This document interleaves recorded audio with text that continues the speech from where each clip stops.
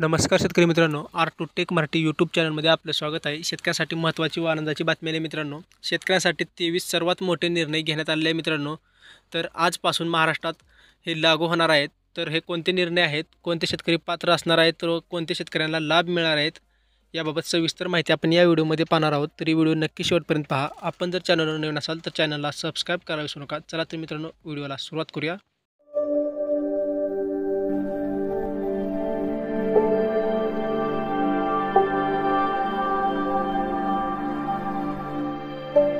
शेतकरी मित्रांनो, शेतकऱ्यांसाठी पहिली योजना आहे नैसर्गिक आपत्तीमध्ये झालेल्या शेती पिकाच्या नुकसानीपोटी जुलै 2022 पासून 15,245 कोटी 76 लाख रुपयाची मदत मिळणार आहे। तर दुसरी योजना मित्रांनो, नोव्हेंबर-डिसेंबर 2023 अवकाळी पावसामुळे बाधित झालेल्या 24,47,000 शेतकऱ्यांना 2,253 कोटी रुपयांची मदत मिळणार आहे।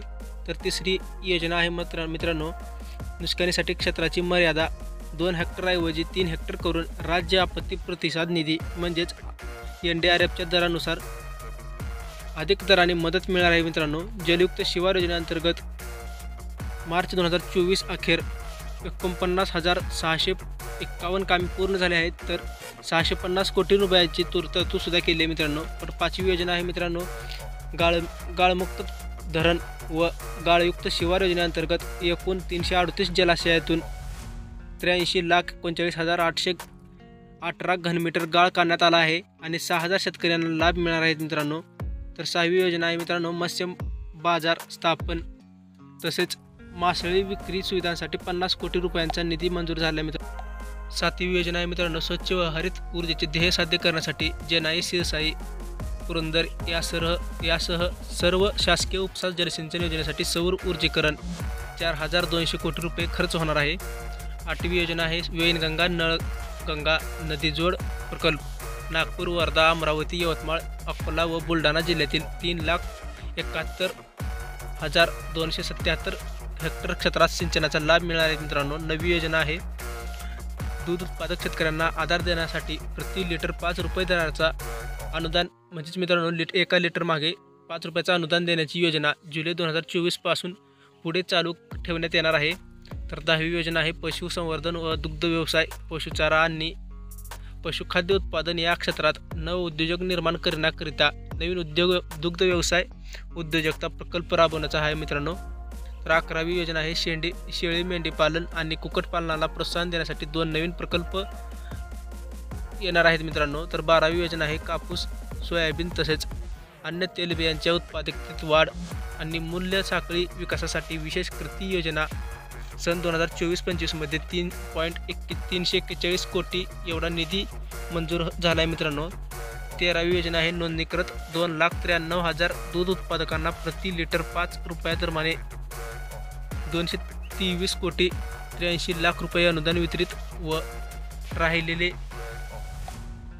अनुदानही त्वरित वितरित करणार आहेत मित्रांनो। 14वी योजना आहे विदर्भ आणि मराठवाड्यात 14 विपत्तीग्रस्त जिल्ह्यातील केशरी शिधापत्रिकाधारकांना 11,85,000 शेतकरी लाभार्थ्यांना मे 2024 अखेर 113 कोटी 36 लाख रुपये थेट रोख रक्कम अदा झालेली आहे मित्रांनो। 15वी योजना आहे राष्ट्रीय कृषी विकास योजना आणि राज्य पुरस्कृत कृषी यांत्रिकीकरण योजनेतून गेल्या 3 वर्षात 2,14,000 शेती उपकरणाच्या खरेदीसाठी 1,239 कोटी रुपयाचं अनुदान आहे। तर 16वी योजना आहे मित्रांनो, नानाजी देशमुख कृषी संजीवनी म्हणजेच पोखरा प्रकल्पासाठी 6,000 कोटी रुपये किमतीचा दुसरा टप्पा 21 जिल्ह्यात राबवण्यात येणार आहे।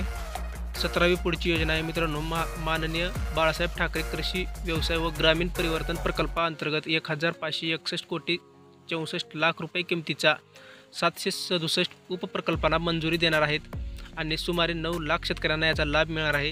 तर 18वी योजना आहे गोपीनाथ मुंडे शेतकरी अपघात सुरक्षा सानुग्रह अनुदान योजनेअंतर्गत 2,694 शेतकरी कुटुंबांना 52 कोटी 82 लाख रुपयांचे अनुदान वाटप होणार आहे। आणि शेतकऱ्यांसाठी महत्त्वाची बातमी आहे मित्रांनो 19वी, तर महात्मा ज्योतिराव फुले शेतकरी कर्जमुक्ती योजनेअंतर्गत पीक कर्जाची नियमित परतफेड करणाऱ्या शेतकऱ्यांसाठी म्हणजे 14,33,000 शेतकऱ्यांना प्रोत्साहनपर म्हणून 5,190 कोटी रुपये अदा केले आणि उर्वरित शेतकऱ्यांचे वाटप त्वरित होणार आहे। म्हणजेच मित्रांनो ज्या शेतकऱ्यांनी वेळेवर पीक कर्जाची नियमित परतफेड केली आहे अशा शेतकऱ्यांना 50,000चा लाभ मिळणार आहे. तर 20वी योजना आहे खरीप हंगाम 2023 करिता 40 तालुक्यात दुष्काळ, तर 1021 महसूल मंडळामध्ये दुष्काळ सदृश परिस्थिती जाहीर करून विविध सवलती लागू होणार आहेत मित्रांनो. तर 21वी योजना आहे मित्रांनो, नुकसानीचे पंचनामे जलद व पारदर्शी होण्यासाठी ई पंचनामा प्रणाली संपूर्ण राज्यभरात लागू करण्यात येणार आहे. तर 22वी योजना आहे नमो शेतकरी महासन्मान निधी योजना अंतर्गत एकूण 92,43,000 शेतकऱ्यांना 5,318 कोटी 47 लाख रुपये अनुदान मिळणार आहे. तर 13वी योजना आहे मागेल त्याला सौर ऊर्जा पंप आणि शेतकऱ्यांना दिवसा अखंडित वीज पुरवठा करण्यासाठी सौर ऊर्जीकरण करण्याचा 15,000 कोटी रुपयांचा प्रकल्प एकूण 8,50,000 शेतकऱ्यांना सौर ऊर्जा पंप उपलब्ध करून देण्यात येणार आहेत.